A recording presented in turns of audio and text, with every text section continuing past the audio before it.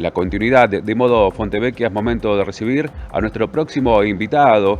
Él es un licenciado en Economía por la Universidad Nacional de La Plata, fue asesor económico de Presidencia y director general de Análisis Estratégico de la Secretaría de Inteligencia del Estado entre los años 2000 y 2012. Se desempeña como director de la consultora Perspectivas Económicas. Le damos la bienvenida en Modo Fontevecchia a Luis Secco. Yo estoy anotando aquí porque hay dos cruces que tenemos con Luis. Por un lado, que Giacomini, podríamos decir, quien se asume como verdadero representante de la escuela austríaca y verdadero representante de la ciudad que según él traiciona Javier Milei, dice que de todos los economistas tradicionales, o sea, quiere decir no libertarios, el mejor de todos es Luis Secco. Lo dijo acá en este programa hace un tiempito. Y al mismo tiempo, la Universidad de La Plata fue prolífica como escuela. Diego Sturzenegger, por ejemplo, López Murphy. Así que bueno, hablar con Luis Secco también es hablar de lo que podríamos decir la historia económica, la historia de los economistas de la Argentina. Buen día, Luis. ¿Qué reflexión tenés que hacer respecto a las escuelas económicas? Esto que digo de Giacomini por un lado, que digo de la Escuela de La Plata con una historia más ortodoxa, para decirlo de alguna manera, o el CEDES, que acaba de cumplir 50 años y fue tan prolífico en generar equipos económicos para el no peronismo. Bueno, buen día, gracias por la invitación, un placer estar acá contigo. Sí, yo soy muy platense, ¿viste? Yo, mientras tenía pelo me iba a La Plata a cortarme el pelo viviendo acá en Buenos Aires, o sea que es difícil sacarme del entorno de la Universidad de La Plata. Como dijiste vos, una escuela de grandes economistas, ortodoxos en general. Teníamos de profesor a Ricardo López Murphy, usualmente la mayoría nos recibíamos él nos daba la última materia. Pero sí, yo creo que digamos, hoy es como que hay varios focos de generación de intelecto económico, algunos más ortodoxos, algunos un poco menos. ¿Y vos sos de la misma generación de Federico Sturzenegger? Sí, de Federico. El papá papá era el profesor nuestro. Exactamente.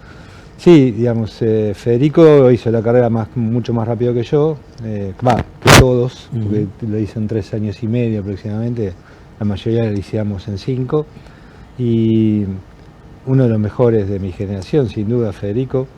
Y yo te diría que hoy, digamos, estoy un poco más lejos de La Plata en términos de no doy clase de grado, ¿no? Por ejemplo, ese Federico era, como parecía, un alumno brillante. Federico era brillante. Venía con todo el background del padre, con lo cual todos los textos y la literatura clásica ya la tenía leída. Él estaba muy entusiasmado con irse muy rápido a estudiar a Estados Unidos y lo logró, digamos. Sí, Federico era ¿Y alguna reflexión que hacen ustedes, por ejemplo, de cómo aquel joven brillante o que se recibe en 3 años y medio, luego la vida, en qué lo convierte? No, digamos, yo lo respeto muchísimo. Es un tipo que vive entusiasmado, ¿no? Se entusiasma con las cosas que hace, a veces tiene un entusiasmo mucho mayor que el mío, entonces lo admiro por eso, pero a veces también se desborda en su entusiasmo. Y no sé, yo creo que hay, de mi generación somos los que tenemos 60, digamos, los que llegamos a los 60. Hay muchas personas muy brillantes, no hay muchos equipos económicos, son dos cosas distintas, ¿no? O sea, vos hablabate del CEDES, de la generación de equipos económicos. O la Fundación Mediterránea. O Fundación Mediterránea, o Fiel. Yo te diría que hoy es como que hay menos equipos que antes, salvo los que han sido, digamos, amalgamados detrás de algún partido político, de algún personaje de algún partido político, algún candidato. Pero esos think tanks que vos digas, ahí hay un equipo económico que puedo salir a hacer shopping, yo te diría que hoy no hay. Y eso también dificulta un poco la elección. Tenés que armar el equipo atrás de algún economista, el equipo de la Cunza, el equipo de la Espina, digo, los que andaban, el de Melconian, ¿no? Que eran los que pululaban un poco en el 2023. Hasta ahí todos relacionados con el PRO. Sí, yo diría que la construcción de equipos es bastante fuerte en el PRO. En Fuerza Patria por ahí está la... O sea, quiero decir, me parece que en el PRO hay una vocación que viene de Macri, de estructura de equipos. Sí, yo creo que sí, que está esa vocación de... Una mirada empresaria, para decir de alguna manera, de una organización que requiere equipos. Sí, vos leyeron ahí en mi currículum, yo cuando estuve en el gobierno de la Rúa también había alguna... López Murphy es un poco también generador de equipos y me parece que hay una tradición también de cierta parte del radicalismo que cree que los equipos de gobierno son importantes, y después tenés el ejemplo, yo te diría, el más fuerte, el más cabal de todo, que es el del Mingo Cavallo, ¿no? Que en la Mediterránea. En la Mediterránea ahí eran 200 gurkas que pensaban, se conocían de memoria, se miraban y se entendían, y eso esa tradición, digamos, de tener esos equipos muy grandes y muy interdisciplinarios incluso. ¿Cuánto queda de eso en Schiaretti?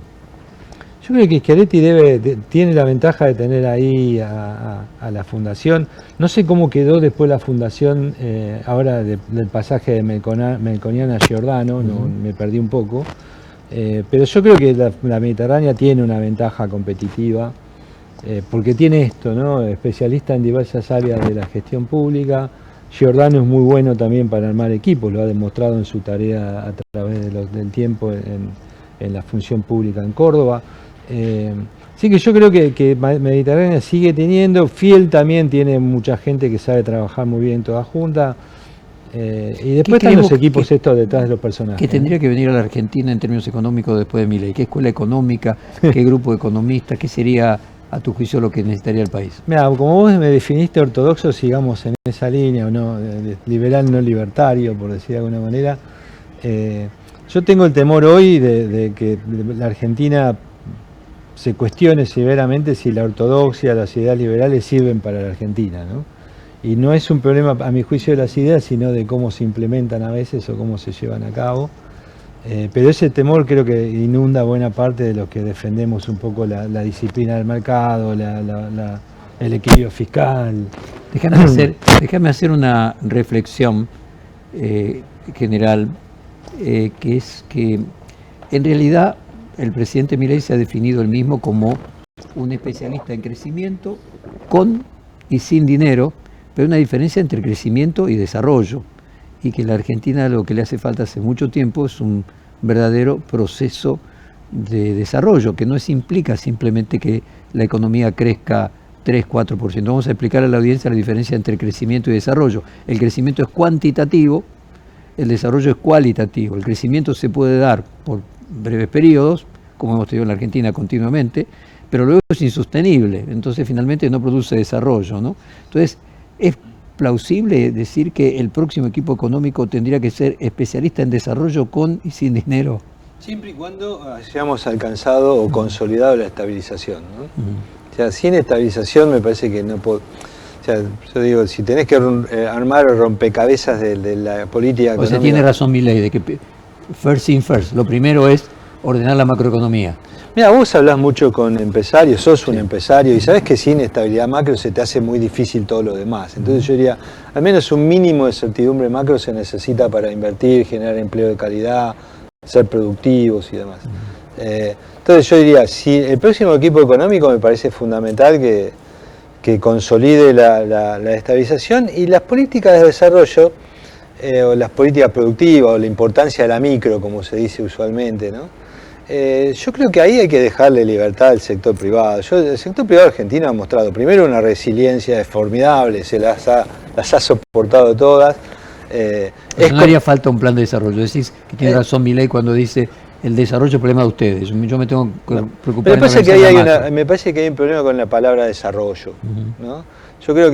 Yo diría, el sector privado es el que tiene que hacer negocios y ver dónde está la ventaja competitiva de Argentina e invertir en esos lugares donde está la ventaja competitiva. Yo comparto con la idea de Milei, con muchos economistas, que esto de un Estado que dice yo selecciono cuáles son los sectores, a mí no me gusta mucho. Vos fíjate lo que ha pasado con algunas industrias. La industria del aceite, por ejemplo, del aceite de soja, por ejemplo. Aceite de soja. O la industria del automotriz incluso. Nacieron con cierta protección. La industria del aceite nació hace 60 años con cierta protección. La industria de la protección de la industria automotriz es más reciente. Pero digamos, han logrado hacerse competitivas a nivel mundial. Con lo cual yo no descarto. Ahora, estamos usando dos sectores que están cerca de la producción donde sí hay ventaja competitiva. El agro, por ejemplo. ¿Por qué? Porque la Argentina, ¿qué fabrica de autos? Camionetas, las chatas. O sea, sabemos hacer aquello de que está cerca de nuestra ventaja competitiva. Yo creo mucho en eso. Por ejemplo, uno dice, bueno, vaca muerta no es solo sacar el gas, licuarlo, exportarlo, el petróleo, exportarlo. También está la industria petroquímica, la industria química, la industria del plástico. Digo, tenemos por delante sectores que van a estar asociados en esa cadena de valor productiva, pero no podés pretender mucho con una macro desestabilizada, con una economía súper archirregulada, que tiene impuestos por todos lados. Vos fijate el RIGI. El RIGI debería valer para todos, no para algunos, no para ciertos proyectos. Ahora, ¿por qué hubo que hacer un régimen especial? Y bueno, porque tenés una economía que tan trabada que necesita regímenes especiales para crecer. Yo digo, si tuviéramos una economía estabilizada, el RIGI no sería un régimen especial, sería el régimen general para las inversiones. Entonces ahí el sector privado surge solo, como ha surgido empresarios como vos, como tantos otros, que dicen, che, acá hay un nicho, acá hay una oportunidad, sé hacer esto y me juego. Entonces, yo el plan de desarrollo, el desarrollo lo asocio más con las necesidades básicas insatisfechas de la gente, ¿no? Que es estas economías, digamos, que empiezan a crecer y empiezan a darle a la sociedad soluciones en términos de calidad de vida. Te escucho y me queda una reflexión que también viene de lo que decía Giacomini. Vos decís, para invertir hace falta cierta previsibilidad y un orden macroeconómico.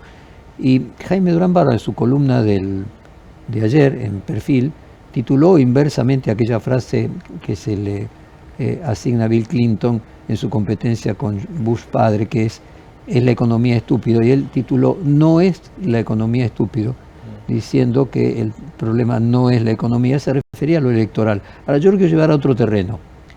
En el fondo, para aquella inversión, si lo que hace falta es previsibilidad, también como dice la escuela austríaca, como decía von Mises, el mayor elemento de previsibilidad es que no haya guerra, que haya paz.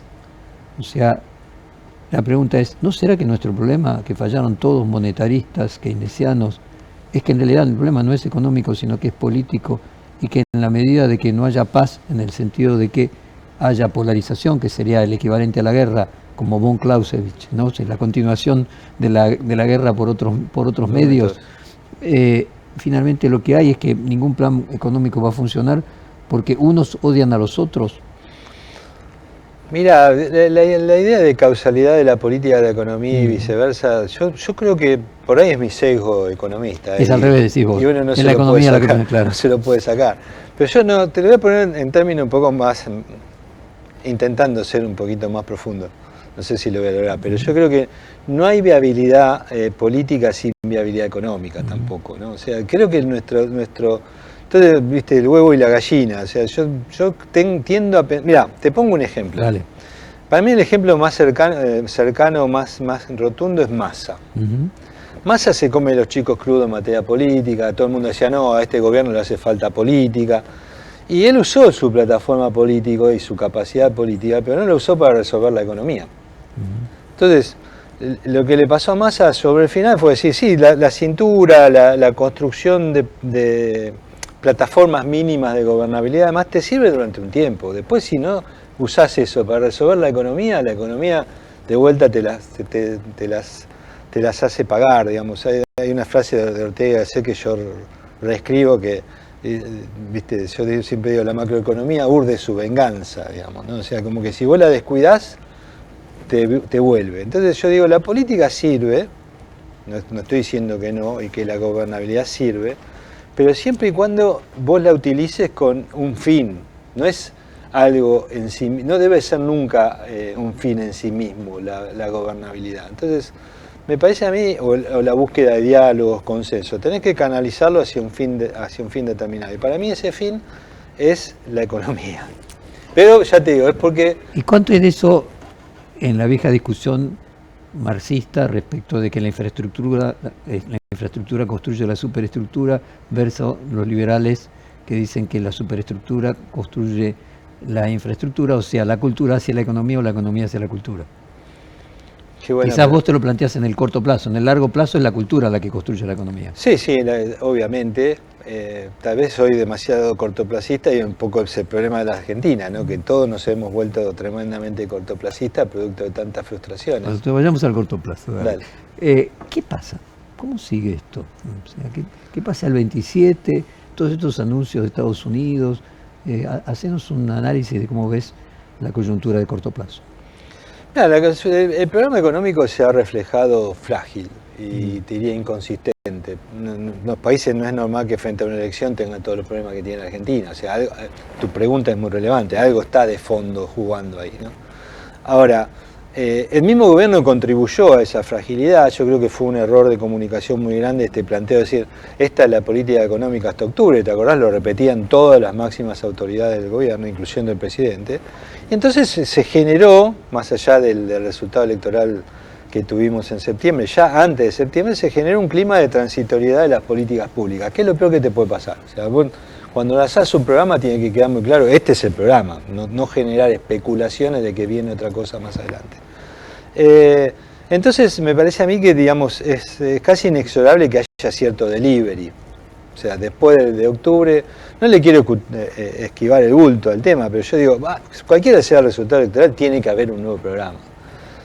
Después, yo creo que el resultado va a condicionar la forma y el timing. Yo creo que si al gobierno le va bien o el gobierno interpreta que le fue bien, sospecho que debe tener en la cabeza, no sé, 35, 36% de los votos para arriba, va a ser, me fue muy bien, y eso puede llegar a demorar el lanzamiento de un nuevo programa. Después, y ahí si lo demora, creo que tarde o temprano lo va a tener que lanzar igual y va a ser reactivo en lugar de proactivo. Si le va mal, por ahí genera una necesidad de decir, bueno, retomar la agenda con algo distinto y no quedarse con la agenda de la derrota, sino decir, bueno... Ahora, ¿por qué en cualquiera de los casos este programa está agotado? O sea, ¿por qué este programa fracasó? Sería este programa, digamos, no podés estar pidiendo un salvataje cada 6 meses. ¿Cuándo fue el fondo? Abril. Abril. 6 meses. O sea, y ya te digo, en abril... ¿Qué pasó en abril? Porque es importante, hay dos cosas fundamentales. En abril le metimos una fase más a la estabilización. Eran 2 fases, después fue en 3, después fue en 4. Entonces, eso es lo que yo te digo que genera esta expectativa de transitoriedad. O sea, alguno dice, bueno, ¿qué decisiones toman? Explicarle a la audiencia por qué eran 2 fases, después 3, después 4. Era un consenso bastante generalizado de todos los equipos económicos que el programa de estabilización que arrancaría en el 2023-2024 era un programa en fases. ¿Por qué? Porque vos tenías que usar una primera fase para corregir todos los desequilibrios, sobre todo de precios relativos, el dólar, las tarifas y demás. Y una segunda fase que una vez corregidos los precios relativos estabilizabas. El gobierno hizo la corrección de precios relativos, yo diría medio a medias, ¿sí? Porque acordate, saltó mucho el tipo de cambio, pero las tarifas fue más gradual, y después hizo el equilibrio fiscal. Ahora, la segunda fase debería ser cambiar... O sea, la primera fase eran los primeros 3 meses, la segunda fase el resto del año. Más o menos. Caputo puso eso, dijo en abril lanzamos la segunda fase, en abril del 2024. No, digo para compartirlo con la audiencia. Sí, en abril de 2024, ¿no? Después, en julio de 2024 dijeron, no, vamos a hacer un programa, se habían un poco entusiasmado con esa primera fase, y dije, no, vamos a hacer un programa en 3 fases. Y ahí te acordás,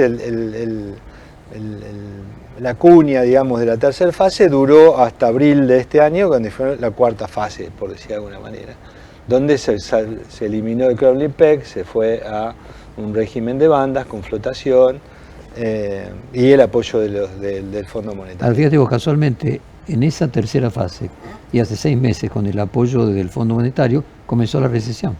Sí, comenzó la recesión. Y ganaste la elección en la Ciudad de Buenos Aires en mayo, recibiste el apoyo del fondo, llevaste el dólar de 1.300 a 1.100 y comenzó la recesión. Y increíblemente pasó porque la razón de eliminar las PASO con el apoyo del gobierno era precisamente ese, no tener una cuña en el medio hasta octubre, decir, bueno, viste, agosto siempre era un mes complicado, cuando había PASO, dijo, bueno, sin PASO aguanto mejor hasta octubre. Sin embargo, la recesión llegó antes. Yo creo producto en parte y ahí viene el segundo tema, lo mal comunicado de las fases, y el segundo tema, que es que cuando vos pasás de una estabilización que es como era la anterior hasta abril de este año, que fijaba el tipo de cambio al 2%, al 1%, pasaste a una estabilización que no fija el tipo de cambio, que puede flotar. El gobierno nos mostró que no le gusta mucho que flote y le tiene miedo a flotar, pero supongamos que flota. Y entonces ahí lo que fija un poco la expectativa es la cantidad de dinero. Ahora, la mayoría de la audiencia, no todos miran la cantidad de dinero todos los días. O sea, vos no sabés cuándo. En cambio, cuando te aparece el valor del dólar, vos sabés que hay un ancla ahí, es el valor del dólar. Cuando pasamos a la cantidad de dinero, ese ancla se volvió un poco menos explícito. Y aparte lo que nos pasó, cualquier gráfico que que uno mire, cualquier número que uno mire, la discusión pública es que la cantidad de dinero empezó a hacer esto. O sea, la cantidad de dinero se volvió tremendamente volátil. A tal punto que vos fijate que Caputo, cada vez que puede, Caputo tiene un tuit famoso que dijo: la cantidad de dinero en Argentina, la política monetaria argentina es clara, transparente y fijada en regla, y ahí mismo decía la cantidad de dinero está fija y después nos contaba que no estaba fija. Bueno, Milei hace lo mismo. Milei dice, si vos te pones a pensar que es recurrente en todo su discurso, dice desde que fijamos la cantidad de dinero, pero la cantidad de dinero no se fijó. Entonces vos entraste en una estabilización que tenía que hacer el ancla con la cantidad de dinero, o sea que fijaba las expectativas de inflación y todo con la cantidad de dinero. La cantidad de dinero empezó así y después tuviste... ¿Por qué empezó así? Explicarle a la audiencia si no emiten. ¿Por qué empezó así? Bueno, primero que no es verdad que no emitieron. Ahí vamos. En abril, precisamente, todo pasó en abril, pareciera que todo pasó en abril, o todo arrancó en abril. El Banco Central le transfirió al Tesoro 12 billones de pesos en concepto de utilidades contables, anticipo de utilidades contables. Esos 12 billones, para poner en perspectiva, es un mes de gasto, más o menos. O sea que se imprimió el equivalente sí, porque, a un mes de gasto del gobierno nacional. Pero el gobierno, ¿qué dijo? Dice, yo lo voy a dejar depositado en el Banco Central, no lo voy a usar. Después que en esos días, digamos, en algunos días, el Tesoro no lograba colocar toda su deuda, renovar toda su deuda. Empezó a usarlo. Lo empezó a usar. Y después cuando lo colocaba un poco más 60% de la deuda, el 40% distante lo colocaba. Sí, y después cuando cuando renovaba más de lo que vencía, ¿qué hacía? Recuperaba los depósitos. Todo eso generaba esas fluctuaciones en la cantidad de dinero. Pero concretamente, la cantidad de dinero, más allá de eso, porque puede no haber hecho impresión o no, el tema es, la deuda no se renovaba. Sí, digamos, tuvimos varios episodios. Porque el punto es, un porcentaje importante de la deuda, no se renovaba. En pesos, no se renovaba. Y el Estado pagaba esa deuda con esos depósitos que tenía, con los pesos que le había girado el Banco Central. Entonces, ¿por qué no se renovaba la deuda? Por desconfianza. Muy bien. O porque el gobierno no quería convalidar tasas de interés muy altas, que tuvo que hacerlo después. O sea, al principio no las convalidaba, porque esas son licitaciones. Okay, yo digo, yo te presto a tal tasa. Ok, ¿por qué los argentinos demandaban una tasa de interés real del 40%? Porque en dólares. Porque el programa se empezaba a reflejar débil, inconsistente, y que iba a ser cambiado en octubre, que era un poco toda la expectativa esa. Entonces decía, bueno, yo me quedo en pesos hasta octubre, pero pagame una tasa que no me pagan en ningún lugar del mundo, digamos, ¿no? A tu juicio, el error fue haber dicho que en octubre se cambiaba el plan. Yo creo que ese fue un gran error de comunicación del gobierno. Ahora, ¿es un problema de comunicación o real? Porque el plan no aguantaba más. No, el plan había que cambiarlo. Pero digamos, hay ciertas cosas que bueno, claro, decirlo. Hay ciertas cosas que bueno, tenés que hacer alarde. No, quédese tranquilo que lo cambio en octubre. No, cámbiamelo ahora si sabés que no aguanta después de octubre. Déjame hacer un planteo diferente, más estructural. Puede ser que el error central de Milei, y no sé en cuánto de esto influye, arrastra, domina a Caputo, sea que él crea que no importa el superávit comercial, lo único que importa es el superávit fiscal, y que por tanto, si hay superávit fiscal, todo lo demás se soluciona. El déficit de cuenta corriente, si es privado, no es un problema, que juntar reservas no es necesaria, porque es necesario en la medida que haya déficit fiscal, pero si hay superávit fiscal, no hace falta tener stock, el flujo manda, y que todo se resume a que él tiene un dogmatismo de superávit fiscal que cree que con eso se solucionan todos los problemas. Mirá, no lo quiero parafrasear, pero es tan brillante que lo voy a decir. Pablo Gerchunov, gran historiador y economista argentino, hizo un tuit hace un tiempo que dice, si el equilibrio fiscal fuera todo en economía, la carrera de economista duraría menos de un año. Bueno, medio te lo contesta Pablo, pero la verdad que hay un énfasis desmedido, necesario, porque Argentina tiene que tener equilibrio fiscal. Pero al mismo tiempo hay otros equilibrios que son igual de importantes, ¿no? El equilibrio de las cuentas externas es uno. Yo creo que es un gobierno... yo creo, no sé si Giacomini... quiero aclararle a la audiencia que Giacomini dijo lo que dijo de mí porque somos amigos, ¿no? Pero más allá de eso... no sé si Giacomini te lo habrá comentado, pero Giacomini siempre lo cuenta, y algunos teníamos cierta interacción con el presidente, que a Milei le gusta un peso fuerte, ¿no? O sea, le gusta un tipo de cambio apreciado, no es que está, digamos, está bastante convencido de eso. Básicamente porque él cree que lo sabemos todos los economistas, una economía competitiva, desregulada, con un Estado chico que te cobra solo los impuestos que son necesarios, porque compite en el mundo y demás, que es muy productiva, se puede bancar una moneda fuerte. De hecho, todos los países que han hecho ese proceso de crecimiento y desarrollo tienen monedas fuertes. Después. Entonces, la pregunta es, ¿puede ser un punto de partida o es el punto de llegada? La discusión entre los economistas la tenemos ahí. Yo estoy del lado de los que creemos que no puede ser un punto de partida.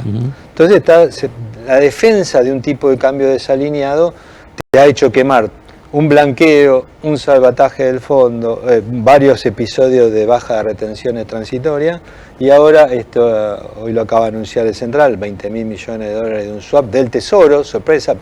Se sabía que era el Tesoro que estaba involucrado, pero se suponía que la Reserva Federal por ahí algo tenía para decir, pero está totalmente por fuera del Banco Central de Estados Unidos de toda la ayuda. Entonces, está claro que estamos defendiendo un tipo de cambio que no es el adecuado. O sea que sería, para ponerlo nuevamente para compartir que lo bien, sé que en 2030, cuando la Argentina exporte el doble per cápita que hoy, porque madure vaca muerta, porque la minería también madure, ese podría ser el tipo de cambio. Pero de acá a 2030 hace falta un largo camino. Está muy lejos. Que poner un dólar subvaluado y un peso fuerte no genera también la ilusión de un plan platita en dólares, para decirlo de alguna manera, y que más allá de una creencia a un peso fuerte, adelantar el peso fuerte electoralmente sería algo que creyese el presidente que gana elecciones? Puede ser, digamos, para algún argentino que tiene capacidad de ahorro, que tiene... Clase media para arriba. Sí, puede ser que ahí, que da la sensación que es donde hoy está más focalizado el apoyo al presidente. Yo te diría que sí, que puede funcionar. No sé si eso la historia, digo, del dólar, el DM2, de cuando lo aplaudían a Videla en la Plaza de Mayo, en aquellas épocas ridículas que parece absolutamente incomprensible, pero eso sucedió en el Mundial del 78. O sea, se repite continuamente la idea de que un dólar barato gana elecciones. O sea, nuevamente con la convertibilidad, Menem es reelecto en el 95 con un récord histórico en cantidad de votos, solamente superado por Perón. O sea, hay algo allí que muestra que el argentino con un dólar barato está contento. En general sí, ha funcionado. Pero dura poco. Sí, pero ¿sabés lo que pasó en todos los episodios anteriores? El periodo ese también, no solo los precios subieron, porque ¿cuál es la idea de un peso sobrevalorado o un peso fuerte, un dólar, vos dijiste dólar barato, peso caro? Y bueno, eso te pasa cuando el dólar, ¿sí?, te sube menos que los precios. Claro. En general, en todos esos episodios había un precio fundamental, que nunca tenés que olvidar del análisis, que es el salario. Entonces vos tuviste muchos episodios de apreciación real donde el salario se movía como el resto de los precios. Y ahora no. Y ahora, digamos, Milei lo intentó hacer ahora, pero toda la previa fue de mucha pérdida de poder adquisitivo del salario. Entonces vos entraste a la estabilización con un poder adquisitivo del salario muy bajo. Entonces, está la diferencia con la convertibilidad y con la época de Martínez de Oz. Exacto, gran diferencia. Y gran diferencia de todas estas políticas o recomendaciones de política a ciertos políticos que le dicen apreciar el tipo de cambio. Bueno, te sirve si apreciás contra el salario, si apreciás solo contra precios o contra el IPC no te sirve tanto. ¿Y qué pasa el 27? O el 10 de diciembre, no importa. Sí. Gana un poco, es más rápido, pero a los fines concretos el plan económico va a cambiar para 2026. Yo, sin abandonar el objetivo de equilibrio fiscal, yo creo que hay que ir a una política cambiaria y monetaria nueva, que realinee el tipo de cambio y que se saque el peso... ¿Por qué un dólar de 1.800 traería problemas para el superávit fiscal? No te entendí. Vos decís que sin abandonar la responsabilidad de tener un superávit fiscal, sí, un dólar de 1.800 no es que no afecta en lo más mínimo. No, digo, el objetivo en términos de convicciones, sí, y de búsqueda del equilibrio. A ver, el problema, estaríamos diciendo, el problema no es fiscal, es comercial. El dólar está muy barato y por lo tanto eso le hace que no acumule reservas y al mismo tiempo hace que la industria argentina no sea competitiva. O sea, el problema es el tipo de cambio. cuando los modelos donde y el hay, déficit comercial. claro, cuando en los modelos, ya que a Milei le gusta hablar de modelos, hay muchos modelos de economía que tienen equilibrio externo e interno. Y el tipo de cambio tiene que ver con los dos, no es que solo tiene que ver con el equilibrio externo. Como bien dijiste, también te regula parte de la actividad doméstica, ¿no? Entonces, es fundamental. Y aparte de otra cosa fundamental, por eso yo insisto tanto en el cepo y en el RIGI y en estas cuestiones. Pues fíjate que la inversión en Argentina, texto 1 de economía que aprendemos los economistas, si hay poco capital y mucho trabajo, se remunera mejor el capital que el trabajo. Viceversa. Y viceversa, ¿no? Entonces yo digo, ¿qué tengo que tener? Si quiero pagar buenos salarios, tengo que tener mucho capital. Para tener mucho capital, tengo que invertir mucho. Entonces, Argentina hoy invierte 15 puntos del PBI, 15.7 según el último dato, medido a precios corrientes, ¿no? O sea, los precios de hoy. 15.7 puntos del PBI. Una economía que más o menos funciona invierte 20, 25. Macri, ¿te acordás? Tenía como objetivo 25 puntos, exactamente. Los países de milagro, estos que le gustan al presidente, o sea, vamos a estar en el podio de acá a 20 años, invierten 35 puntos del PBI. Entonces, uno dice, bueno, sí, bueno, la inversión llega, o ahora estamos festejando el RIGI. Sí, yo tengo una empresa incluso que estamos tratando de entrar al RIGI y demás, no mía, sino de asesoro, ¿no?